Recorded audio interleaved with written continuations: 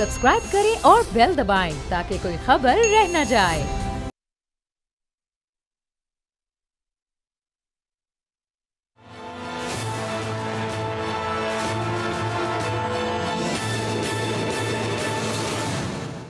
अस्सलाम वालेकुम, मैं हूं अरबाब जहांगीर। आप देख रहे हैं प्रोग्राम तज्जिया। 21 अक्टूबर को क्या वाकई पाकिस्तान की तरक्की और पाकिस्तान की खुशहाली के दिन का आगाज़ होगा?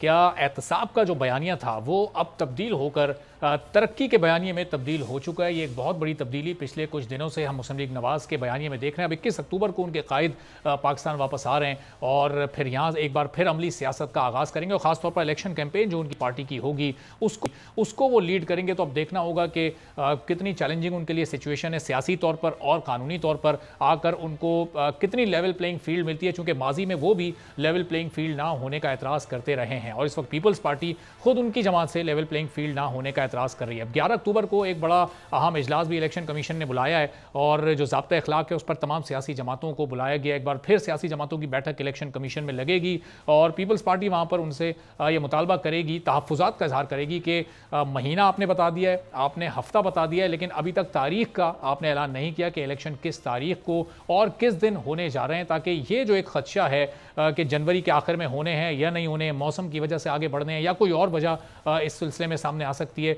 तो ये तमाम खदशात ख़त्म हो जाएं और एक तारीख का ऐलान कर दिया जाए। अब आने वाले दिनों में मामलात किस तरफ जाते हैं, 11 अक्टूबर को क्या निकल कर सामने आता है उस इजलास से, और फिर 21 अक्टूबर के बाद क्या पाकिस्तान की सियासत कुछ तब्दील होने जा रही है, खुद मुस्लिम लीग नून को क्या फ़ायदा पहुँचने जा रहा है इस तरक्याती बयानिए से, इस पर आज के प्रोग्राम में गुफ्तगू करेंगे। और प्रोग्राम के आखिरी हिस्से में कुछ जिनको अब पाकिस्तान छोड़ने के लिए जो मुद्दत दी गई है उस पर भी जिक्र करेंगे। नज़ीर लगाई साहब सीनियर तज्जियाकार हमारे साथ मौजूद हैं इस वक्त स्टूडियोज़ में। याया फरीद साहब माहिर कानून हैं, हमें ज्वाइन कर चुके हैं। महमूद मौलवी साहब सीनियर रहनुमा इस्तेहकाम पाकिस्तान पार्टी के हमारे साथ मौजूद हैं।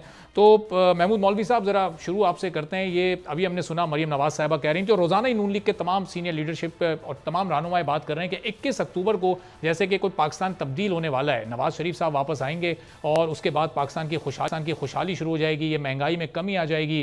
तो ये माजी में जो हुकूमतें गुजरी हैं, तमाम सियासी जमातें गुजरी हैं, कोई ऐसा फार्मूला नहीं था पिछले 5 साल में और ये 13-14 पार्टियों के पास कि वो इस महंगाई में कमी ला सके, पाकिस्तान को खुशहाली की तरफ ला सके, और सिर्फ एक मियां नवाज शरीफ ही वो वाहिद लीडर है पाकिस्तान में जो कि ये सब कर सकते हैं। बिस्मिल्लाहिर्रहमानिर्रहीम। पहले तो मैं दुआ करता हूँ अल्लाह ताला से कि 21 अक्टूबर को नवाज़ शरीफ साहब पाकिस्तान आ जाएं। मेरी ये दुआ है कि वो 21 अक्टूबर को आ जाए। और जहाँ तक दूसरी बात आप कर रहे हैं कि महंगाई देखें, जो इस वक्त इंटीरियम गवर्नमेंट ने किया है वो तो 17 माह की हुकूमत में, जो कि नवाज़ शरीफ साहब के छोटे भाई हुकूमत कर रहे थे, उन्होंने सत्यानाश किया। तो ये कैसे कह रहे हैं कि जी वो जब इस मुल्क में कदम रखेंगे, जी महंगाई जो है आज जो थोड़ा बहुत भी कंट्रोल कर रही है तो ये गवर्नमेंट कर रही है, इंटीरियम गवर्नमेंट। डॉलर को नीचे ये लेके आ रहे हैं, आटे की कीमतें ये नीचे लेके आए, घी की कीमतें ये नीचे लेके आए, हर चीज़ की कीमतें ये कंट्रोल कर रहे हैं, करप्शन को ये कंट्रोल कर रहे हैं। डॉलर माफिया का कमर इन्होंने, इस गवर्नमेंट ने तोड़ी। तो वो जो गवर्नमेंट थी 17 महीने माँ जो काम कर रही थी वो क्या कर रही थी? आप ये देखें ना, ये दावे करना और लोगों को हम मेरे ख्याल से बेवकूफ़ बनाना छोड़ दें कि जी हम आएंगे। देखें, अगर वो आएंगे भी तो इलेक्शन तो जनवरी से पहले तो नहीं होते, ठीक है ना। मैं तो जनवरी की डेट भी नहीं देख रहा हूँ, मैं तो उससे भी आगे देख रहा हूँ। अच्छा। और मेरा कहना यह है कि जैसे मौलाना फजल रहमान साहब ने कहा था मेरे ख्याल से किसी प्रोग्राम में कि पहले तो ये गंद को साफ करें, इकनॉमी को मजबूत करें, उसके बाद जो है इलेक्शन, चाहे ये 2 महीने में, 2 माह में करें, 3 माह में करें, 6 माह जनवरी में क्यों नहीं देख रहे आप इलेक्शन? इसकी ये जो आपकी सोच है इसके पीछे क्या वजह है, क्या बुनियाद है इसके पीछे? देखिए, उसकी वजह एक चीज़ तो जो है मौसम है, और दूसरी चीज़ देखिए हल्का बंदियां के ऊपर जो ऑब्जेक्शंस हैं, जो इश्यूज हैं, उनको फाइनल होने के 55 दिन बाद है। ये अज्यूम हम कर रहे हैं कि जी ये सब कुछ एग्जाम क्लियर हो जाएगा। देखें, इसमें लोगों को ऑब्जेक्शंस हैं, जैसे शाजिया मरी साहिबा ने कहा कि उनको सिंध में मेरे ख्याल से 1 सीट कम हुई है, उस पर ऑब्जेक्शंस हैं। तो जब तक ऑब्जेक्शंस क्लियर नहीं होंगे और सब कुछ क्लीन नहीं होगा तो उसके बाद ही जो है 55 दिन या 45 दिन दिए जाएंगे इलेक्शन के। तो जनवरी तो मुझे नज़र नहीं आ रहे। उसकी वजह है कि मौसम देखें ना, पहाड़ों के ऊपर जहाँ लोग रहते हैं वहाँ तो बर्फबारी है, लोगों का निकलना भी मुश्किल है। पहले एक ज़माने में हुआ है इलेक्शन, में ये नहीं कहूँगा कि नहीं हुआ है, मगर और दूसरी चीज़ ये है कि इस वक्त अल्लाह अल्लाह करके इकनॉमी संभल रही है, मेरा तो तजिया ये है। दूसरी चीज़, आज हम स्मगलिंग को हमने बहुत हद तक कंट्रोल किया है। और आप ये देखें, उनके कंट्रोल करने की वजह से ही आज जो है मईशत में बेहतरी आ रही है। आज वही लोग जो बैंकर्स है वही मईशत की तारीफ कर रहे हैं। ऐसी क्या अचानक हो गया? क्या खुदा न खास्ता क्या तेल निकल आया? नहीं, जहाँ विल होगा और जहाँ लोग करना चाहेंगे वहाँ पे मैं आपको बता दूँ कर सकते हैं। अच्छा ठीक है, चलें, अब ये विल और इंटेंट के सियासी जमातों में या मुंतखब हुकूमतों में नहीं होती। ज़रा इस नुक्ते को लेकर थोड़ा सा आगे चलते हैं। महमूद साहब, ज़रा लगाई साहब के सामने मैं सवाल रखता हूँ। लगाई साहब, ये जो खदशात का इज़हार कर रहे हैं महमूद मौलवी साहब के, क्या मौसम वाकई इतना संजीदा मसला है कि उसकी बुनियाद पर इलेक्शन आगे बढ़ाए जा सकते हैं, और कितने बढ़ाए जा सकते हैं? और फिर दूसरी बात जो ये कर रहे हैं कि इस निगरान हुकूमत की कारकर्दगी, तो इस तसलसल को बरकरार रखा जाए और इस कारकर्दगी का असर वाकई एक आम आदमी तक उसका फ़ायदा पहुँच रहा है? कम से कम 4 इलेक्शन तो मेरे इल्म में हैं कि जो दिसंबर, जनवरी, फरवरी इन महीनों में हुए हैं, और न तो उस वक्त मौलाना फजलुर रहमान साहब ने कभी एतराज़ किया, न उनके वालिद साहब ने एतराज़ किया। उनके वालिद साहब भी कंटेस्ट कर रहे थे। और जहाँ तक बर्फ़बारी की बात है, तो मैंने तो जून और जुलाई में भी अपने बहुत से इलाकों में पहाड़ों पर बर्फ़ जमी हुई देखी है। ऐसा तो नहीं है कि गर्मी के महीनों में वह बर्फ़ ख़त्म हो जाती है, बर्फ़ मौजूद होती है, वहाँ आबादी भी मौजूद है, लोग भी रहते हैं, ये सब कुछ होता है। जो गर्म इलाकों में रहते हैं वो गर्म इलाकों के हालात को जानते हैं, जो सादे इलाकों में रहते हैं वो सादे इलाकों के हालात को जानते हैं। ये एक्सक्यूज़ मौलाना फजलुर रहमान साहब का मैं समझता हूँ कि उसका कोई जवाज़ और हो सकता है, जो भी हो कोई और हो सकता है, ये जवाज़ नहीं है। और मेरे लिए बड़ा हैरान कुन है कि आप इंतखाबात के इल्तवा के लिए मौलाना फजलुर रहमान को आगे आना पड़ा है, मुझे उसकी समझ नहीं आई है। बाकी ये कि इलेक्शन जितना जल्द होंगे हम उतना जल्दी बहरान से निकलेंगे। ये आर्जी हुकूमत है, अबूरी हुकूमत है। अबूरी हुकूमत के पास कोई भी आइनी तवील मुद्दत का मैंडेट नहीं है। हम आइन को इतनी ज़्यादा, जो कुछ हम कर चुके हैं खिलवाड़, पहले तो इसकी भी हमें वो करनी पड़ेगी कि कौन वैलिडेशन देगा। आगे आने वाली असम्बली जब तक कि इसके इन इक़दामात को जो आइन से बढ़ गए हैं, आइनी मुद्दत से ज़्यादा मुद्दत में इलेक्शन हो रहे हैं। पंजाब के इलेक्शन तो हो जाने चाहिए थे, और खैबर पख्तूनख्वा भी इलेक्शन हो जाने चाहिए थे, अप्रैल में हो जाने चाहिए थे, इसी साल अप्रैल में हो जाने चाहिए थे। और उसमें सुप्रीम कोर्ट ने भी अपना एक तरीक़ाकार बनाया। सुप्रीम कोर्ट वहाँ पर तकसीम हो गई, मुख्तलिफ मैंडेट आए, मुख्तलिफ आरा आई, मुख्तलिफ फ़ैसले आए। हर उस वक्त जो बेंच में शामिल थे अपना अपना अलग अलग फ़ैसला दे रहे थे। कभी मालूम हुआ कि ये 3-2 का फ़ैसला है, कभी मालूम हुआ कि नहीं ये 4-3 का फ़ैसला है, कभी मालूम हुआ कि नहीं इस तरह से नहीं है, इस तरह से है। तो ये सारा कुछ होता रहा, ख़ुद सुप्रीम कोर्ट के अंदर बहुत कुछ होता रहा है। लेकिन असल बात यह है कि खिलवाड़ होता रहा आइन के साथ। वो इदारे, अफराद, ग्रोह, लोग, सियासतदान, गैर सियासी लोग और इदारों के लोग सब मिलकर करते रहे, और आइन को किसी ने भी खातिर में नहीं रखा। आइन एक ऐसा डॉक्यूमेंट है जो इस सोसाइटी को रन करता है, जो इस सोसाइटी को लिजिटिमेट करता है। अगर सोसाइटी में आइन ना हो तो सोसाइटी की लिजिटिमेसी जो है वो उठ जाती है, फिर लाकानूनियत आ जाती है। आइन supreme law of the land है, वो कह रहा है कि इलेक्शन करवाएं। आप इलेक्शन करवाएं, जितना जल्द करवा सकते हैं इलेक्शन करवाएं, और उसके बाद आपका काम नहीं है कि कौन आता है, आ जाए, कोई भी आ जाए। ये इस कौम ने किसको नहीं वो किया है, कौन है जो नहीं हुक्मरान रहा है। पाकिस्तान पीपल्स पार्टी रही है, PTI रही है, PMLN रही है, एक ज़माने में JUI रही है, एक ज़माने में जमात इस्लामी रही है।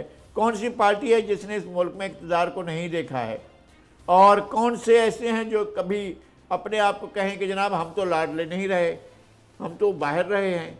तो मैं कहता हूँ कि अब अगर किसी ने भी ये समझना है कि जनाब इलेक्शन के इल्तवा से हमारे फलां मसाइल हल हो जाएंगे, तो मुझे कोई ऐसे मसाइल हल होते नज़र नहीं आ रहे हैं। इलेक्शन को वक्त पर होना चाहिए, जल्द अज जल्द होना चाहिए, ताकि दुनिया के सामने हम सुरखरू हो सकें कि हमारे पास एक लेजिटिमेट आइनी मुंतखब हुकूमत मौजूद है। सही। और लगाए साहब, ये जो निगरान हुकूमत की कारकर्दगी की बार बार बात की जा रही है, अब ये कारकर्दगी क्या हम सिर्फ ऑप्टिक्स की हद तक समझें कि स्मगलिंग भी रुक रही है, डॉलर भी आज 21वां रोज़ है लगातार नीचे आ रहा है, लेकिन ये मईशत में भी बेहतरी के अशारिये में नज़र आ रहे हैं, लेकिन ये अशारिये फिर ट्रांसफ़र नीचे एक आम शख्स तक क्यों नहीं हो रहे, उसके असरात उसकी ज़िंदगी पर क्यों नहीं जाकर नज़र आ रहे हमें? वो आने चाहिए। मैं समझता हूँ कि महंगाई का खात्मा होना चाहिए और बहुत सी चीज़ें, खात्मा तो ज़ाहिर नहीं कर सकेंगे यार, महंगाई की शरह तो कम हो, वो लोगों को भी कोई चीज़ डिलीवर होना चाहिए।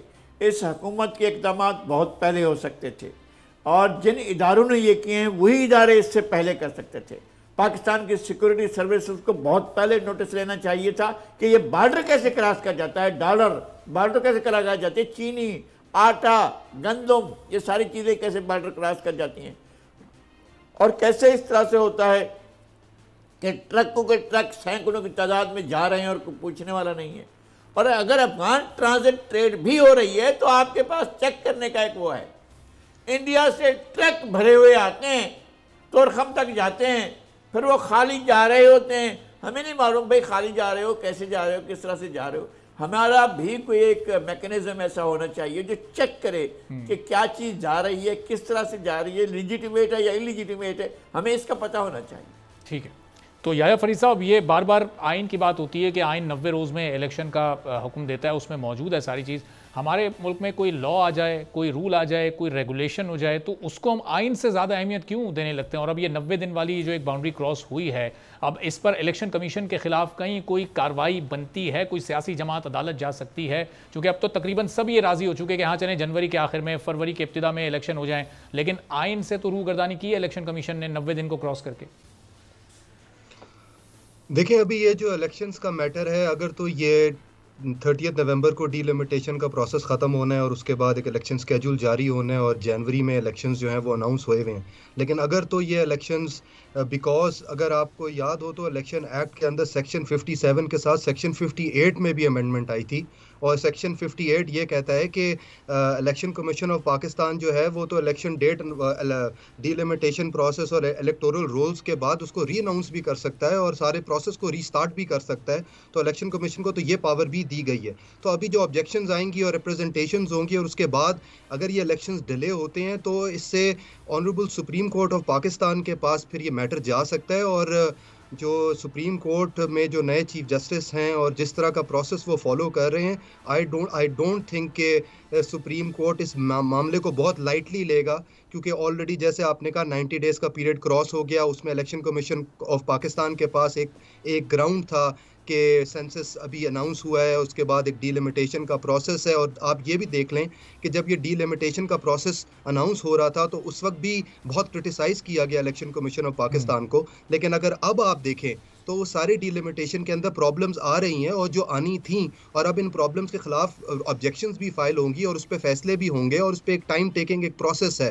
तो वो जो 90 डेज़ का जो एक टाइम लाइन दिया हुआ है कॉन्स्टिट्यूशन के अंदर, वो कोई रिजिडिटी के साथ उसको आपने इंटरप्रेट नहीं करना, बल्कि benefit of the people of Pakistan के लिए आपने उसको इंटरप्रेट करना है। और अगर आप डीलिमिटेशन के बगैर इलेक्शंस करा ही नहीं सकते तो आप फ्री एंड फेयर इलेक्शंस कैसे कराएंगे? तो एक प्रोसेस है, डीलिमिटेशन का प्रोसेस जो अभी तक जितना कंप्लीट हुआ है, अभी तो ज़ाहिर है उस पर रिव्यूज़ होने हैं, उस पर एतराज़ात आने, लेकिन अभी कोई बहुत बड़ी तब्दीलियां हमने कोई सीट्स बढ़ती या कम होती तो नहीं देखी। कराची की कोई 3 सूबाई असम्बली की सीटें बढ़ गई, एक कौमी असम्बली की बढ़ गई, सिंध में एक हल्का कम हो गया। अब ज़ाहिर है वो एतराज़ात उस पर जमा कराएंगे, उस पर समात वगैरह होगी, लेकिन कोई बहुत बड़ी तो हमने कोई तब्दीली नहीं देखी है इसमें। लेकिन देखिए, स्टेक होल्डर्स तो जो भी शख्स वोट करता है वो स्टेक होल्डर है, वो मैं हूँ, वो आप हो या वो कोई भी शख्स हो। और अगर किसी के शख्स का भी वोट करने का हक जो है उसको मुतासिर हो रहा है गलत डीलिमिटेशन से या एक पुरानी डीलिमिटेशन से, तो वो भी इलेक्शंस को फेयर नहीं करता। और देखिए, ये डीलिमिटेशन का प्रोसेस जब होगा तो जब ही मालूम होगा कि वो डीलिमिटेशन से कितनी चेंजेस आ रही हैं। और अगर अभी आप लास्ट वीक देखते तो एक फैफन जो एक अदारा है उसने एक रिपोर्ट जारी कर दी कि डीलिमिटेशन के अंदर 10% से ज़्यादा चेंजेस आ रही हैं और वो गलत आ रही हैं, जिस पर इलेक्शन कमीशन ऑफ पाकिस्तान का भी स्टेटमेंट आया कि वो डिस्ट्रिक्ट के बेस पे नहीं है, वो पंजाब वो प्रोविंशियल बेसिस पे नहीं है, वो डिस्ट्रिक्ट के बेसिस पे है। तो इस तरह के चैलेंजेस जो हैं वो डीलिमिटेशन के प्रोसेस में आते हैं और आने चाहिए भी हैं, उन पे ऑब्जेक्शंस भी आनी चाहिए, ताकि ये जो प्रोसेस है, देखें 90 दिन में हो, 100 दिन में हो, 120 दिन में हो, 150 दिन में हो, ये इंपॉर्टेंट बात नहीं है। इंपॉर्टेंट बात यह है कि जब ये इलेक्शंस हो जाएं तो उसका जो रिजल्ट आए वो सारी पॉलिटिकल पार्टीज को वो एग्रीएबल हो, ये इंपॉर्टेंट है। बिकॉज अगर आप पास के इलेक्शंस देखें तो होता क्या था कि इलेक्शंस के बाद एक नई झड़प शुरू हो जाती थी, एक नया क्राइसिस डेवलप हो जाता था। और हमारे इलेक्शंस, एक कोई कहता था रिगिड इलेक्शंस हैं, कोई कहता था एम्पायर की इशारा एम्पायर इस पे फैसला कर देगा। तो इम्पोर्टेंट ये है कि इलेक्शंस के बाद जो भी गवर्नमेंट आए वो एक स्टेबल गवर्नमेंट हो और वो स्टेबिलिटी पाकिस्तान में लेकर आए। लेकिन स्टेबल गवर्नमेंट नहीं आ सकती अगर इलेक्शन जो है वो ही इतने कंटेंशियस हो। तो इलेक्शन कमीशन ऑफ पाकिस्तान हमारा ही अदारा है, उसको ट्रस्ट करना चाहिए, उसके प्रोसेसेस को ट्रस्ट करना चाहिए और एक टाइमलाइन उन्होंने दिया, उस टाइमलाइन को फॉलो करना चाहिए। लेकिन यहाँ पर जो सियासी जमातों का एतराज़ है वो सिर्फ इलेक्शन कमीशन पर तो नहीं है, वो तो इस वक्त निगरान हुकूमत में निगरान वज़रा पर भी है। तो महमूद मौलवी साहब, ये आने वाले इलेक्शन किस तरह साफ और शफाफ होंगे जब पाकिस्तान पीपल्स पार्टी इस वक्त एतराज़ कर रही है कि ये जो निगरान हुकूमत है ये तो एक तरह का तसलसल है नून लीग की हुकूमत का, 4 से 5 ऐसे लोग उसमें मौजूद हैं और बड़े अहम पोर्टफोलियोज़ पर हैं जिनका माजी में बड़ा करीबी ताल्लुक रह चुका है मुस्लिम लीग नून से। तो फिर ऐसे हालात में किस तरह से एक साफ शफाफ इलेक्शन का इनेकाद यकीनी हो सकेगा? देखिए, एक चीज़ तो मैं आपको बड़े वाजे कर दूं कि ये हमारा कल्चर बन चुका है कि जो भी इलेक्शन हारेगा, ठीक है ना, वो कहेगा कि जी ये शफाफ इलेक्शन नहीं हुए, और जो जीतेगा वो कहेगा ये इलेक्शन शफाफ थे। देखिए, इसको हम माइंडसेट को हमें चेंज करना पड़ेगा। जो जीते वो उसको हम मुबारकबाद दें और इस मुल्क को आगे जाने के लिए राह हमवार करें, न कि जब इलेक्शन हो जाए जो जीते हम दूसरे दिन से ही धरने शुरू करें, दूसरे दिन से हम जो है रोडों पे एजिटेशन अगर करें तो फिर तो इलेक्शन कराना हमारे इस मुल्क के लिए अजाब बन जाएगा। हमें ये चाहिए कि एक चीज़ जैसे मीसाक जमहूरियत की है, मीसाक मईशत करे और मीसाक इलेक्शन भी कर लें कि जी इलेक्शन की स्ट्रेटजी क्या होगी, हम उसको एक्सेप्ट करेंगे मैंडेट को। आप ये देखें, जब पीपल्स पार्टी जीतती है तो PMLN एक्सेप्ट नहीं करती थी, जब PMLN जीतती थी पीपल्स पार्टी एक्सेप्ट नहीं करती थी, PTI जीती इन्होंने एक्सेप्ट नहीं किया। देखें ना, वही चीज़ इमरान खान ने किया, जब उनको चेकमेट मिला वो अपोजिशन में बैठने के बजाय वो विकटें उठा के लेके चले गए रोड के ऊपर कि जी मैं तो जो है रोडों पे धरने दूंगा। खुदारा कोई इस मुल्क का ख्याल करें, किस तरफ हम लेके जाएंगे। देखें ना, अगर आज इमरान खान उस वक्त अपोजिशन में बैठ जाते तो आज ये हालत नहीं होती। वो भाई देखें, उनको प्रॉपर चेकमेट हुआ, उनके पास वोट बैंक जो है सीट्स नहीं थे उतने, वो जो है 2 या 3 सीट पे थे। जब MQM ने पुल आउट किया तो उनकी हुकूमत गई, उनको खुशी से इसको एक्सेप्ट करना चाहिए था। कहते हैं कि जी इतनी बड़ी मेजॉरिटी लेके वो जो है ऑपोजिशन में बैठते, तो आज ना इकोनॉमी का ये हाल होता ना जो हम अगर ये फिर आईनी तौर पर अगर जब इलेक्शन की डेट अनाउंस हुई और असेंबलियों को तोड़ने के बाद अगर मुकर्रर मुद्दत में इलेक्शन हो जाते तो भी शायद ये इस नौयत के हालात नहीं होते अगर वो 14 मई को इलेक्शन हो चुके होते। देखिए, वो भी उस नौयत के नहीं, मैं वही तो आपसे कह रहा हूँ कि कोई भी पार्टी इसके ऊपर पूरा उतरने को तैयार नहीं है, चाहे वो PTI, PMLN। देखिए ना, अभी तक PMLN और पीपल्स पार्टी शीर व शकर थे। आज जो है वो इलेक्शन का वक्त आना शुरू हुआ तो वो एक दूसरे पे तनकीद कर रहे, वो कह रहे कि जी उन्होंने हुकूमत सही नहीं की। भाई आप तो उस हुकूमत में मिल के हुकूमत कर रहे थे, आप कैसे कह सकते हैं कि जी वो PMLN ने बर्बादी की? आप तो उस हुकूमत का हिस्सा थे, बाकी सारी जमातें उस हुकूमत का हिस्सा थी। आज क्योंकि लोग कह रहे हैं कि जी महंगाई हो गई और जो है वो हुकूमत सही नहीं हुई, तो कहते हैं हमारा इससे क्या वास्ता। ये तो नहीं हो सकता ना। देखिए ना, जब आप हुकूमत में आए, जो भी लोग हुकूमत से उनको हटते हैं तो वो जो है इस्टेब्लिशमेंट को बुरा भला बोलते हैं, चाहे वो पीपल्स पार्टी हो, चाहे वो PMLN हो। और बदकिस्मती है कि इमरान खान को जब हटाया वो ज़बान से बोलने के बजाय दस्ते गिरेबान हो गए। ठीक है ना, इमरान खान साहब ने क्या किया, तो वो दस्ते गिरेबान हो गए। वरना उससे पहले देखे ना, नवाज शरीफ साहब ने भी बुरा भला इस्टेब्लिशमेंट को कहा, चाहे किसी भी दौर में लेके। आसिफ जरदारी साहब ने कहा, किसने नहीं कहा, मौलाना फजल रहमान ने क्या कहा। आज जो है, मगर हमको ये सोचना चाहिए कि इस्टेब्लिशमेंट कितनी इंपॉर्टेंट है इस मुल्क के लिए। हम क्यों नहीं सोचते कि वो हमारी इस मुल्क के रीढ़ की हड्डी है। जिस दिन हम ये सोचेंगे कि इस्टेब्लिशमेंट हमारी रीढ़ की हड्डी है, हमको इनके साथ चलना है, तो ये मुल्क तरक्की के रास्ते पर जाएगा। जिस दिन हम सिर्फ और सिर्फ जो है अपने इस्टेब्लिशमेंट को इल्ज़ाम ठहराना शुरू करेंगे और बुरा भला कहना शुरू करेंगे, मैं तो उन जो है पाकिस्तानियों से जो कि मुल्क के बाहर है उनसे भी दरख्वास्त करता हूँ कि खुदारा अपनी अफवाज का और इस्टेब्लिशमेंट के अगेंस्ट बाहर मुल्क में बैठ के आप लोग स्टेटमेंट्स ना दें। ठीक है, चलें महमूद साहब, पॉइंट आपका आ गया। जरा ब्रेक से पहले नज़ीर लगाई साहब से भी इस पर मैं उनका पॉइंट ऑफ व्यू लूँ। तो लगाई साहब, ऐसा लग रहा है कि महमूद मौलवी साहब जो बात कर रहे हैं वो पिछले दिनों मियां नवाज शरीफ साहब की भी समझ आ चुकी है, जब भी उन्होंने वो एहतसाबी बयानियाँ छोड़कर अब तरक्याती बयानिए पर जोर देना शुरू कर दिया। नहीं, मेरे ख्याल मियां नवाज शरीफ साहब की गलती ये थी कि वो अफराद के नाम ले रहे थे। बात यह है कि आइन दायरों का तयन कर देता है कि कौन किसको किस दायरे में रहना है। अगर कोई इदारा, कोई फर्द, कोई वजारत, कोई महकमा एक इदारे अपने दायरे कार से निकल कर दूसरे किसी इदारे, फर्द, वजारत या किसी दूसरे की डोमेन में जाता है तो उससे क्रैश होता है। नहीं होना चाहिए इस तरह से, सबको अपने अपने दायरा कार में रहना चाहिए। और मियां नवाज शरीफ को ये बात करनी चाहिए थी कि हम दायरा कार की बात करेंगे। उन्होंने अफराद के नाम लिए कि हम उसका फलां का इवन सिटिंग जज का कह रहे हैं आप। भाई जज एक निज़ाम के तहत है और जनरल या जो भी है वो एक निज़ाम के तहत है, एक सिस्टम के तहत है। अगर आपको सिस्टम पर एतराज़ है तो सिस्टम को तब्दील करने की बात करें ना। अगर सिस्टम वही रहेगा तो वैसे ही अपराध आएंगे ना। एक फर्मे में ये बनाया गया, एक किसी चीज़ में गिलास बनाया गया तो उसमें वैसे ही बनता रहेगा जब तक आप इसको फर्मे को तब्दील नहीं करेंगे। बात यह है कि आप सिस्टम को तब्दील करें तो वो आपको डिलीवर करेगा, दूसरे तरीके से डिलीवर करेगा। लेकिन यहाँ पर बात हो जाती है कि जनाब हम वो बात क्यों करें। ठीक है, मैं कहता हूं कि तमाम इदारों को, तमाम अफराद को, तमाम महकमों को, तमाम ये सिस्टम और ये निज़ाम तब्दील होगा कैसे और ये कल्चर कैसे तब्दील होगा, जिस कल्चर का भी महमूद मौलवी साहब ने भी जिक्र किया। एक ब्रेक के बाद ये सवाल मैं आपके सामने रखता हूँ, फिर मियां साहब को चैलेंजेस का सामना है वो भी ज़रा याया फरीद साहब से थोड़ा सा उस पर भी डिस्कशन करेंगे एक ब्रेक के बाद।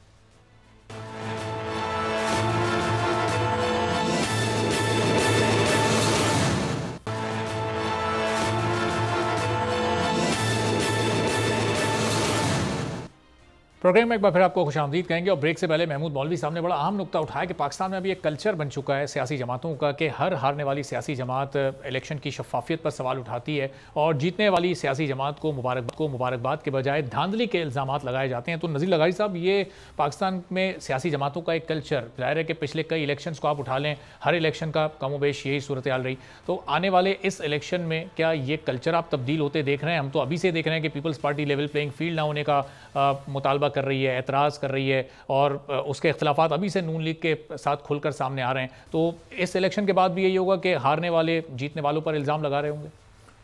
मैं समझता हूं कि अब वक्त आ गया है कि हमें फ्री एंड फेयर इलेक्शन की तरफ जाना चाहिए। अब तक जो इलेक्शन हुए एक एक इलेक्शन पर सवाल या निशान मौजूद है। 70 के इलेक्शन को फ्री एंड फेयर कहा गया, उस इलेक्शन पर भी बड़े सवाल हैं, अब भी बड़े सवाल हैं। उसके बाद जितने इलेक्शन हुए हैं 85 से जनरल ज़िया के मार्शल के से लेकर अब तक, वो ख़ास तौर पर किसी ख़ास आदमी को जितवाने, किसी ख़ास पार्टी को जितवाने, किसी ख़ास पार्टी को हरवाने के लिए होते रहे। हर इलेक्शन में यही होता रहा। किसी पार्टी को कट्टोसाइज करने के लिए, किसी पार्टी को बढ़ा चढ़ा कर सामने लाने के लिए इलेक्शन होते रहे। फिर उसके बाद जो पिछला डिकेड है, बल्कि पिछले 2 डिकेड जो हैं, हमने उसमें यही वक्त ज़ाहिर किया है कि हमारे यहाँ इलेक्शन किसी न किसी के हवाले किए जाते रहे। ये इलेक्शन हो गए हैं और पता है आखिर में क्या हुआ था। 2002 के इलेक्शन में बिल्कुल टाई पड़ गई थी, एक वोट से फैसला होना था और वो एक इमरान खान का वोट था जिसके तहत मीर ज़फ़रुल्लाह खान जमाली वज़ीर आज़म बने थे और शाह महमूद कुरैशी वज़ीर आज़म नहीं बने थे। ये फैसला जो है उस वक्त हुआ था जब एक वोट से फैसला हुआ था। और लेकिन इलेक्शन वो भी फ्री एंड फेयर नहीं थे। उस इलेक्शन में क्या हुआ था कि उस इलेक्शन में कमाल ये हुआ था कि तमाम मदरसों की असनाद को डिग्री माना गया था और हमें इस पर कोई एतराज़ नहीं है। आप जो भी चाहें मान लें। बेनज़ीर भुट्टो ने बर्कले से पढ़ा, हार्वर्ड से पढ़ा, ऑक्सफोर्ड से पढ़ा, उनकी डिग्री पर 60 ऑब्जेक्शन लगाए गए और उनके कागजात रिजेक्ट कर दिए गए। अच्छा, ये था वो इलेक्शन। उसके 2002 का, 2008 का इलेक्शन, उससे पहले ही एक पार्टी की सरबराह को सरेआम जलसा आम से बाहर निकलते हुए हज़ारों लोगों की मौजूदगी में कत्ल कर दिया गया। उसके बाद जो है वो 2013 के इलेक्शन हुए तो धरना दे दिया गया और कहा कि इसको 35 पंक्चर लगे हुए। फिर उसके बाद इलेक्शन हुए तो वो आरटीएस के सिस्टम बैठ गया और इलेक्शन जो है एक आदमी की जेब में डाल दिए गए। ये सारा कुछ होता रहा है। मैं कहता हूँ अब वक्त है कि हमें free and fair and impartial election कराने चाहिए ताकि कोई इस पर कोई सवाल ना उठे। इससे पहले इलेक्शन में सब कुछ होता रहा है, जो इतराज़ात लगाए जाते रहे वो तमाम इतराज़ात बजा तौर पर ठीक लगाए जाते रहे। सही। तो यार फरीद साहब, ये इस वक्त इलेक्शन कमीशन की कैपेबिलिटी आप देख रहे हैं, उनकी इंटेंशन देख रहे हैं, चूँकि पाकिस्तान तहरीक इंसाफ के साथ जो उनके माजी में कुछ महीनों पहले मामलात रहे वो हमने देखे, किस तरह उनके सीनियर रहनुमा और इलेक्शन कमीशन के ऑफिसर्स में झगड़े हुए, फिर इल्ज़ाम तराशियाँ हुई, वो केसेस भी चल रहे हैं। पाकिस्तान पीपल्स पार्टी को भी अभी बहुत तहफ़्फ़ुज़ात हैं इलेक्शन कमीशन पर। तो ये तो पहले ही बड़ा कॉन्ट्रोवर्शियल सा इलेक्शन कमीशन हो चुका है, किस तरह से साफ शफाफ इलेक्शन का इनेकाद यकीनी बना सकेगा? देखिए, सबसे बड़ा प्रॉब्लम जो इस वक्त इलेक्शन कमीशन, ये जितनी भी पॉलिटिकल पार्टीज और जितने स्टेक होल्डर्स हैं उनको आने वाला है वो ये है कि देखें, हमने आखिरी 2 महीने इस बहस पे ज़ाया कर दिए कि इलेक्शन 90 दिन में होंगे या 100 दिन में होंगे या 150 दिन में होंगे, जबकि डिबेट इस बात पे होनी चाहिए थी कि वो इलेक्टोरल रिफॉर्म्स जिसके ऊपर एक डिबेट चली थी after the last general elections, उसके ऊपर इम्प्लीमेंटेशंस क्या हुई हैं और जो अमेंडमेंट्स इलेक्शन एक्ट के अंदर आई हैं उसकी इम्प्लीमेंटेशन कैसे होनी है और इलेक्शंस को किस तरीके से फ्री एंड फेयर बनाना है। बिकॉज सबसे इम्पॉर्टेंट कॉन्स्टिट्यूशनल ड्यूटी जो इलेक्शन कमीशन की और बाकी दीगर अदारों की है वो फ्री एंड फेयर इलेक्शन करवाना थी। लेकिन आखिरी 3 महीनों से कहीं पे ये बात डिस्कस नहीं हो रही कि वो कमेटी जो बनाई गई थी, जो इलेक्टोरल रिफॉर्म्स करनी थी जिन कमेटीज़ ने, वो जितने भी TORs थे उनके ऊपर क्या हुआ, किस तरीके से आप वो सारी एलिगेशंस जो लास्ट इलेक्शंस में लगी थी आप किस तरीके से उनको रिजॉल्व करेंगे इस इलेक्शंस में। और कहीं पे ये बात नहीं हो रही बिकॉज सारी की सारी जो बात है वो सिर्फ एक जगह पे आके फंस गई है। वो ये है कि कॉन्स्टिट्यूशन का एक आर्टिकल है जो 90 दिन की डेट देता है और प्रेसिडेंट अलवी ने वो अनाउंस करने थे लेकिन इलेक्शन कमीशन ने कर दिए। तो प्रॉब्लम ये हो गई है कि जो इंपॉर्टेंट स्टेक होल्डर्स हैं इलेक्शंस के वो उसी ट्रैप में वापस फॉल कर रहे हैं कि इलेक्शन हो जाएंगे। ऐसा भी जिन रिफॉर्म्स की बात करें वो रिफॉर्म्स कैसे पॉसिबल होते हैं जब पिछले 5 साल का मंजरनामा आप देखें तो हुकूमत और अपोजिशन में वो वर्किंग रिलेशनशिप थी ही नहीं कि वो किसी रिफॉर्म की बात करते। जब EVM लाने की बात पाकिस्तान तहरीक इंसाफ ने की तो उस पर खुद इलेक्शन कमीशन का और उस पर अपोजिशन जमातों का क्या रद्द-ए-अमल था वो हम सबके सामने। देखिए, नैब अमेंडमेंट्स के ऊपर सारी पार्टीज बैठ गई थी और फैटफ के लॉस के ऊपर सारी पार्टीज बैठ गई थी। आपकी पॉलिटिकल पार्टीज के टीयर्स होते हैं, आप सेकंड या थर्ड टीयर को इंपॉर्टेंट इश्यूज के ऊपर फिर भी डिस्कशंस और डेलिब्रेशंस कराते रहते हैं। और यही पॉलिटिकल पार्टीज का हमारा मसला है कि वो एक टॉपिक जो हॉट टॉपिक चल रहा होता है सारी की सारी पार्टी उसी हॉट टॉपिक को परसू करने लग जाती है और ये नहीं देखते कि 2 साल या 3 साल में जो सबसे इंपॉर्टेंट टॉपिक है, जो इलेक्शंस को फ्री एंड फेयर करना है, वो टॉपिक आएगा और उसके ऊपर उनके पास किसी के पास कोई जवाब नहीं होगा। और आप ठीक कह रहे हैं, सारी की सारी पॉलिटिकल पार्टीज जो हैं वो 2-3 साल से तो कन्फ्रंटेशन की पॉलिटिक्स में लगी रही और अभी जो 4-5 महीने हैं जिसके ऊपर अभी भी इलेक्टोरल रिफॉर्म्स की बात की जा सकती है, तो इशू जो है वो 90 दिन और प्रेसिडेंट के कॉलिंग ऑफ इलेक्शंस और स्केजुलिंग ऑफ इलेक्शन और के इलेक्शन जो है डिलिमिटेशन कब ख़त्म होनी चाहिए, सारा का सारा जो डिबेट है वो इस चीज़ पे लग गई है। और मेरे ख्याल में क्योंकि इलेक्टोरल रिफॉर्म्स ना होने के बराबर हुए हैं तो ये जब इलेक्शंस होंगे तो उसके बाद पे हम हिस्ट्री को रिपीट होते हुए देखेंगे। और जैसे हम मेरे बाकी 2 मॉडरेटर्स जैसे कह रहे हैं वो बिल्कुल ठीक कह रहे हैं कि ये प्रॉब्लम्स अभी आने वाली हैं और जो एक पार्टी जीतेगी वो दूसरे के ऊपर वही एलिगेशंस लगाएंगी जो हमने पास्ट में देखा है। बिकॉज इलेक्टोरल रिफॉर्म्स के ऊपर there was no discussion, there has been no debate and there is no sincere effort by any stakeholder कि इस इतने इंपॉर्टेंट मौजू के ऊपर बात तो कर ली जाए। तो ये बहुत बड़ा प्रॉब्लम है जो अभी नजर आने वाला है। ठीक है, तो महमूद मौलवी साहब, अब ये आपको चूंकि लग रहा है कि जनवरी में तो इलेक्शन नहीं हो रहे, तो क्या आपकी तजवीज़ है कि ये रिफॉर्म्स करने का क्या एक बेहतरीन वक्त है कि पहले ये रिफॉर्म्स कर ली जाएं, कोई 2-3 माह चाहे उसके लिए इलेक्शन को अगर आगे बढ़ाना भी पड़े तो ये सूटेबल होगा, ये एक्सेप्टेबल होगा तमाम सियासी जमातों के लिए? देखिए, होना तो चाहिए, मगर मैं आपको कहूँगा बदकिस्मती से ये जो है किसी को एक्सेप्टेबल इसलिए नहीं होता कि हर आदमी चाहते हैं कि किसी न किसी तरीके से मैं पावर में आ जाऊं। हर पार्टी यही चाहती है कि चाहे बाय हुक और बाय क्रुक वो पावर में आए। तो वो रिफॉर्म्स की और इन चीज़ों की बात नहीं करती। और जैसे अभी मेरे भाई ने कहा और लगारी साहब ने भी कहा कि जी वो तो वही हालत रहेगी कि सड़कों पे आएंगे लोग और यही अपोजिशन रहेगी, तो फिर मेरा कहना है कि ऐसे इलेक्शन का आवाम को क्या फ़ायदा होगा? आवाम तो पिसती चले जाएगी, महंगाई हो जाएगी, जो है इकनॉमी तबाह हो जाएगा। तो सिर्फ हम सिर्फ वही चीज़ें करें जो कि मुल्क को तबाह करने के लिए, तो फिर अगर ये सब सारे लोग इत्तेफाक ये कर रहे हैं कि ये इलेक्शन के रिजल्ट्स को कोई नहीं मानेगा, तो फिर आप मुझे बताएं इलेक्शंस कराने का फ़ायदा क्या होता है? हम आवाम की तरफ कोई बात नहीं कर रहा है, जैसे एक्चुअल इश्यूज़ पे कोई बात नहीं कर रहा है। हम बात कर रहे हैं कि जी 3 महीना हो गए, 4 महीने हो गए, 5 महीने हो गए। कौन सी देखें, लोगों को ये सारी पार्टीज़ को एक साथ बैठना चाहिए और बैठ के इन इश्यूज़ पे बात करें। वो इश्यूज़ पे बात नहीं कर रहे, एक दूसरे के ऊपर हम तनकीद कर रहे हैं। देखें, जब तक हम सब लोग जो है पॉलिटिकल पार्टीज दोबारा से बैठे, मिसाक जमहूरियत बन चुका है, उसकी एक जो है सेशन बुलाया जाए, उस पर बैठ के बात किया जाए कि देखें हमें मईशत चलाना है, कैसे चलाएंगे, हुकूमत में जो आएगा उसके पास पॉलिसी क्या है। हर आदमी कहता है कि जी हम हुकूमत हमें पावर दे दें। भाई आप पावर में आएंगे तो महंगाई कैसे कम करेंगे? कौन से तजवीज़ आपके पास है?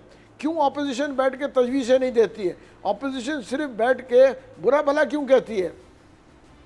चीजों के ऊपर तनकीद करें ना, इश्यूज पे। महमूद साहब, ये जो सारी सियासी जमातों को एक साथ बैठने की आप बात कर रहे हैं, जरा लगाई साहब के पास ही मैं पॉइंट लेकर जाता हूँ कि लगाई साहब, अभी ये सारी सियासी जमातें पीडीएम की हुकूमत में साथ ही तो थीं, सिर्फ पाकिस्तान तहरीक इंसाफ ही उसमें मौजूद नहीं थी। तो ये तमाम वो इस्लाहात जो कि अभी जिसकी बात हो रही है, जिससे इलेक्शन बेहतर हो सकता था, शफाफ हो सकता था, उस पर क्यों तवज्जो नहीं दी गई? ये 16 माह क्या ये काम करने के लिए कम थे? देखें, असल बात तो इंटेंशन की है ना। आइन में सब कुछ मौजूद है ना, आपके पास कवानीन मौजूद हैं। ठीक है, जिस तरह से जनाब याह्या फरीद साहब कह रहे हैं, आपको उसको रिफ़ाइन करना है और चीज़ों को बिल्कुल ठीक करना है। मसला यह है कि जो कवानीन मौजूद है उन पर अमल नहीं होता है ना। क्या किसी ने कहा है कि आप इलेक्शन चोरी करें? क्या किसी ने कहा है कि आप पोलिंग एजेंटों को उनके पोलिंग स्टेशन से बाहर निकाल दें और फिर कहें कि हम गिनती कर रहे हैं? क्या ज़रूरी है कि आप नताइज वहाँ पर न दें पोलिंग स्टेशन के ऊपर? तो ये किसने, जबकि कानून में लिखा होता है कि आप दें, नहीं देते।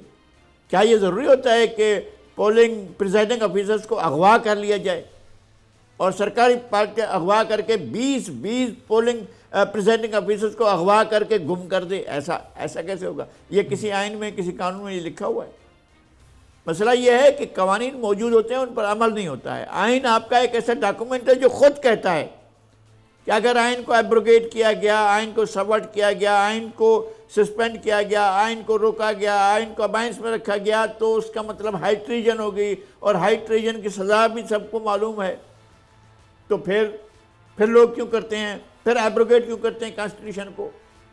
फिर क्यों सबवर्ट करते हैं कॉन्स्टिट्यूशन को? फिर क्यों अबाइंस में रख देते हैं आइन को? फिर आइन के साथ ये मजाक क्यों होता है कि जब एक जनरल, दूसरा, तीसरा, चौथा जब आइन को एब्रोगेट कर दे या सस्पेंड कर दे या तोड़ दे और असम्बलियों को तोड़ दे, सबको तोड़ दे, फिर आप ये अदालतें बैठ कर कहती हैं कि ठीक है, नजर ज़रूरत है, नजरत ऐसी थी, ठीक हो गया, चलो भाई ठीक है, मिट्टी पाओ, ख़त्म करो। तो ये जब ऐसा होता रहेगा, मौजूद है ना, आइन में लिखा हुआ है, तो उसके बावजूद आइन को एब्रोगेट किया जाता है। तो आइन मौजूद। असल मसला यह है कि सोसाइटी कितनी ताकतवर है कि इन तमाम चीज़ों को रोके। सोसाइटी के अंदर इतनी जुर्रत कहाँ है कि वो तमाम सोसाइटी को हमने कितनी ताकत दी है कि सोसाइटी खुद मजबूत हो कि नहीं भाई अब नहीं होगा, इनफ इज इनफ। ठीक है, मैं इसलिए नहीं लड़ूं कि मेरा वोट चोरी ना हो, मैं इस बात के लड़ूं कि याह्या फरीद साहब का चोरी वोट ना हो। बेशक मेरे खिलाफ पढ़ रहा हूँ, मैं उसके लिए लड़ूं।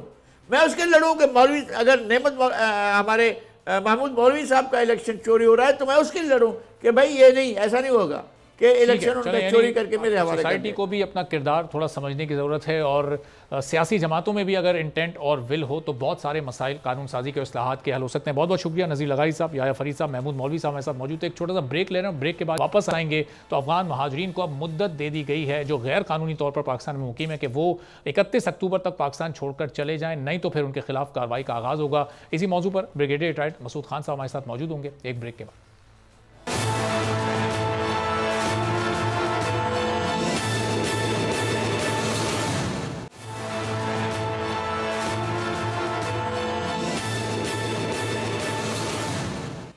प्रोग्राम में एक बार फिर आपको खुशामदीद कहेंगे। निगरां हुकूमत ने एक बड़ा ही अहम फैसला किया है और 31 अक्टूबर तक की डेडलाइन दी है तमाम उन अफगानियों को और तमाम उन गैर कानूनी तारकीन वतन को जो कि इस वक्त पाकिस्तान में बगैर वीज़े के गैर कानूनी तरीके से रिहाइश पजीर हैं। उन्हें ये मोहलत दे दी गई है कि 31 अक्टूबर तक खुद ही पाकिस्तान छोड़कर चले जाएँ, नहीं तो उसके बाद फिर कानून हरकत में आएगा और फिर कानूनी कार्रवाई की जाएगी। लेकिन अफगान महाजरीन के हवाले से पाकिस्तान की कोई पॉलिसी में तब्दीली नहीं हुई है। ये तर्जुमान दफ्तर खारजा की जानिब से बड़ा वाज़ेह बयान आया है। जो लोग बाकायदा वीज़े लेकर या दस्तावेज़ात मुकम्मल करके बाकायदा पाकिस्तान के दौरे पर हैं या पाकिस्तान में कुछ टाइम के लिए आते हैं, उनके लिए कहीं कोई इस तरह की कैदोबंद या पाबंदी नहीं है। अब ये इस फैसले का क्या असर आने वाले दिनों में पड़ेगा? जो हमने हालिया एक दहशतगर्दी की लहर देखी, कई ऐसे वाक़यात हुए जिसमें अफगान शहरियों के मुलव्विस होने के सबूत मिले, शवाहिद मिले, खुद वो लोग वहाँ से बाजियाब हुए, कई खुदकुश हमले हुए, कई इस तरह की कार्रवाइयाँ हुई जिसमें पाकिस्तान में एक बड़े पैमाने पर जानी और माली नुकसान हुआ। इस पूरी सूरत हाल पर गुफ्तगू करते हैं। ब्रिगेडियर रिटायर्ड मसूद अहमद खान साहब हमारे साथ मौजूद हैं।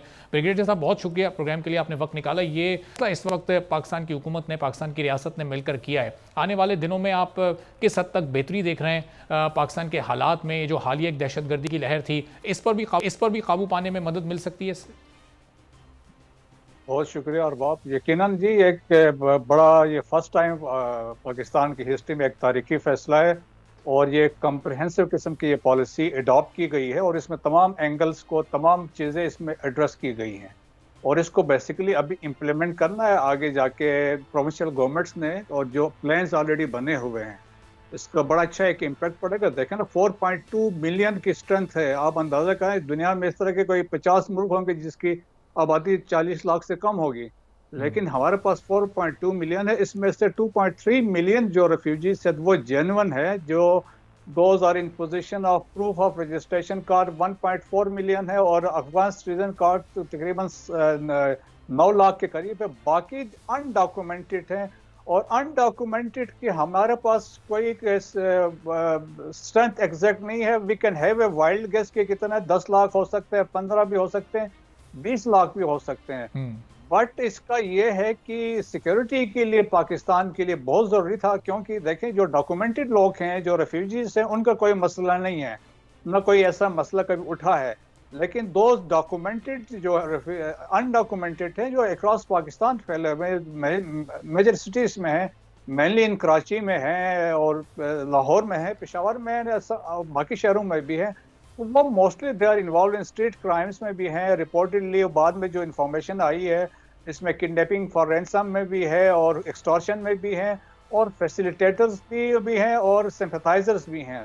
सो देयरफॉर ये जो अनडॉक्यूमेंटेड है इनका बड़ा सीरियस इम्पैक्ट है पाकिस्तान की सिक्योरिटी में। तो देयरफॉर इनके यहाँ से भेजना एक तरीके से यकीनन एक तरीका, एक मॉडलिटीज हैव बीन वर्कआउट, उसके मुताबिक they will be sent back to Afghanistan और इसके लिए यकीनन अफगान गवर्नमेंट को ऑन बोर्ड लिया गया है और यहाँ पे जो एम्बेसी है उनको भी बताया गया है। So the decision is in the best interest of Pakistan. और मसूद साहब, ये जो अनडॉक्यूमेंटेड के साथ साथ जिन लोगों ने किसी भी तरीके से इलीगल डॉक्यूमेंट्स बनवाए हुए हैं, उनके पास जाली शनाख्ती कार्ड हैं या जाली दस्तावेजात मौजूद हैं, तो उनको फिर कैसे आइडेंटिफाई किया जाएगा? चूँकि वो उनका भी आइडेंटिफाई होना बड़ा ज़रूरी है। जी हाँ, देखें आपने ये बड़ा इंपॉर्टेंट क्वेश्चन है। लेके देखें कुछ चंद साल पहले ये ऐसा हुआ था कि थाउजेंड्स के हिसाब से, बल्कि लाखों के हिसाब से इलीगल आईडी कार्ड डिटेक्ट हुए थे और नादरा ने उनको ब्लॉक कर दिया था। और लेकिन अनफॉर्चुनेटली फिर पॉलिटिकल प्रेशर या फिर वो उस वक्त के गवर्नमेंट्स पे ऐसा पड़ा कि उन्होंने इनको अनब्लॉक कर दिया था। तो नादरा के पास डेटा अवेलेबल है और नादरा दोबारा इसको रिविजिट कर सकते हैं और फैमिली ट्रीज को लोग चेक कर सकते हैं अपने, क्योंकि इस तरह हुआ ये है कि लोगों के फैमिली ट्रीज में अननोन लोग शामिल हुए हैं ताकि उनको आईडी कार्ड दिया जा सके। तो देयर आर इन 1000 केसेस है जो जिनके पास पाकिस्तानी CNIC है जो फ्रॉडलेंटली दे हैव ऑब्टेन। और इसके बाद एक और ऐसी भी पॉपुलेशन है जो ऑलरेडी मर्ज कर चुकी है विद द लोकल पॉपुलेशन। तो that's why province of Balochistan में वहाँ पे एक बहुत बड़ा इशू है एथनो और डेमोग्राफिक इम्बैलेंस का। तो वहाँ पे दोनों जो मेजर कम्युनिटी एथनिक कम्युनिटीज हैं तो उस वजह से एक उन पे बुरा असर इसका पड़ रहा है। तो ये एक बहुत ज़रूरी चीज़ है, लेकिन ये है कि भेजने के लिए मसला कोई नहीं है मेरे हिसाब से, क्योंकि मेरा अपना ज़ाती एक्सपीरियंस है। वहाँ की जो लोकल इंतज़ामिया है और लोकल पुलिस से SHO से होंगे या लेवीज होंगे, डिस्ट्रिक्ट एडमिनिस्ट्रेशन होंगी, और इवन नोटेबल्स जो हैं एल्डर्स हैं ट्राइब्स के, वो आपको असिस्ट कर सकते हैं। दे कैन आइडेंटिफाई, मैपिंग हो सकती है। ये एक एक्सरसाइज पहले हो चुकी थी लेकिन इम्प्लीमेंट नहीं हो सकी। मैपिंग हो सकती है, लॉजिस्टिक्स हो सकती है, और प्लानिंग करके और ह्यूमन रिसोर्स को आप मोबिलाइज करके ये एक्सरसाइज कर सकते हैं। लास्ट टाइम पे प्लान बना था चंद साल पहले कि एक असेंबली एरिया बनाया जाएगा, वहाँ पे इनको जमा किया जाएगा, वहाँ पे उनको राशन पानी वगैरह सब, डॉक्टर्स भी वहाँ पे होंगे, and subsequently in phases they will be sent to the towards their homes। तो उसमें एक तरीका वाज़े किया गया था। ठीक है। और ब्रिगेडियर साहब, इसमें बहुत से ऐसे भी लोग हैं जो कि क्रिमिनल एक्टिविटीज़ में मुलविस हैं, तो अब ये उनके लिए भी ये बिल्कुल इसी तरह है जैसे किसी आम शख्स के लिए कि वो भी इसी तरह 31 तक वापस चले जाएं, या फिर उन पर पाकिस्तान का कानून लागू होगा और उनको सज़ा दी जाएगी? नहीं, वो तो कभी हो ही नहीं सकता है। जो इन्वॉल्व हैं, जो पकड़े गए हैं, जिन पे केसेस हैं, वो कभी नहीं जा सकते हैं। जो एक दफ़ा गए तो फिर तो वापस तो कोई नहीं आएगा ना। अभी आप देखें ना, अटैक्स जो पाकिस्तान में क्रॉस बॉर्डर अटैक्स से आ रहे हैं, अफगानिस्तान से आ रहे हैं, तो हमारी मजबूरी अभी देख लें कि टीटीपी वहाँ से कर रहा है। डिस्पाइट हमारे जो रिक्वेस्ट है, हमने जो एविडेंस भी शेयर किया है अफगान तालिबान के साथ, उसके बावजूद वहाँ से हमले हो रहे हैं। अभी रिसेंट अटैक जो जोब वाली साइड में क्रॉस बॉर्डर हुआ है, तो ये इस चीज़ को गमाजी करता है कि वहाँ पे सूरत हाल ऐसी नहीं है कि वो बंदे इजीली पकड़े जा सकें। सो सूरत हाल ऐसी है। तो लेकिन जो यहाँ पे इन्वॉल्व है, क्रिमिनल केसेस में है या टेररिस्ट एक्टिविटीज में इन्वॉल्व है या कोई क्रिमिनल एक्टिविटीज में है, वो यहीं पे पनिशमेंट उनकी होगी, इसके बाद ही वो वापस जा सकेंगे। सही। और सर, गवर्नमेंट टू गवर्नमेंट जो पाकिस्तान अफगानिस्तान के रिलेशंस हैं, उस पर तो फिर इसका कोई एक बैड इम्पैक्ट नहीं क्रिएट होगा मुस्तकबिल में? नहीं, असर तो नहीं पड़ेगा। देखें ना कि ये उनके लोग हैं, अगर आप अपने लोग को क्यों नहीं लेंगे? पहले देखें, पहले मसला क्या था कि जब अशरफ गनी और करजे की हुकूमत थी, तो उस वक्त मसला ये आ रहा था एनवायरमेंट्स कंडीसिव नहीं है, पुल फैक्टर्स नहीं है, तो दैट्स वाई लोग वापस नहीं जा सकते हैं। अभी तो वो अफगानिस्तान में हालात बहुत बेहतर हैं और वहाँ पे इकानमी उनकी हमसे बेहतर है, डॉलर हमसे उनका बेहतर है। तो the only thing, last time देखें, ये चंद साल पहले अफगान गवर्नमेंट के साथ एक अंडरस्टैंडिंग डेवलप हुई थी कि जिसमें उन्होंने कहा था they will create pull factors, जिसकी वजह से रेफ्यूजीज वापस जा सके। तो मेरा ख्याल में नामुमकिन नहीं है। ठीक है सर, बहुत बहुत शुक्रिया। ब्रिगेडियर रिटायर्ड मसूद अहमद खान साहब हमारे साथ मौजूद थे और क्या यही फैसला, इससे न सिर्फ पाकिस्तान की मईशत बेहतर होगी बल्कि पाकिस्तान में जराइम की रोकथाम पर भी खासा असर पड़ेगा और बेहतरी के असरात हमें मुस्तकबिल में नजर आएंगे। आज के प्रोग्राम से इजाज़त दीजिए, अल्लाह हाफ़िज़।